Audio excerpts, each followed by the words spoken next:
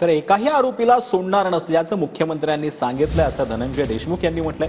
सरकारी वकिलांची आम्ही भेट घेतल्याचं देखील धनंजय देशमुख यांनी म्हटलंय। सरकारी वकिलांना कस्टडीच्या कॉपी मागितल्याचं देखील धनंजय देशमुखांनी म्हटलेलं आहे। ज्याप्रमाणे आपण मुख्यमंत्री साहेबांची भेट घेतली होती आणि तिथे जे आश्वासन दिले होते तेच पुनरुद्गार त्यांनी या आजच्या कार्यक्रमात केलेत आणि आम्ही त्याच्यावरच विश्वस्त आहोत। त्यांचे शब्द जे आहेत की एकाही आरोपीला सोडलं जाणार नाही, जे आरोपीचे पाळमुळं आहेत, जी संघटित गुन्हेगारी आहे यांना उखडून टाकल्याशिवाय हे सरकार, हे प्रशासन थांबणार नाही आणि या आरोपींमधला शेवटचा आरोपी जोपर्यंत फासावर लटकत नाही हे त्यांचे शब्द आहेत मुख्यमंत्री साहेबांचे आणि आम्ही त्याच्यावर विश्वस्त आहोत। आज देखील त्याच पद्धतीनं ते व्यक्त झालेले आहेत।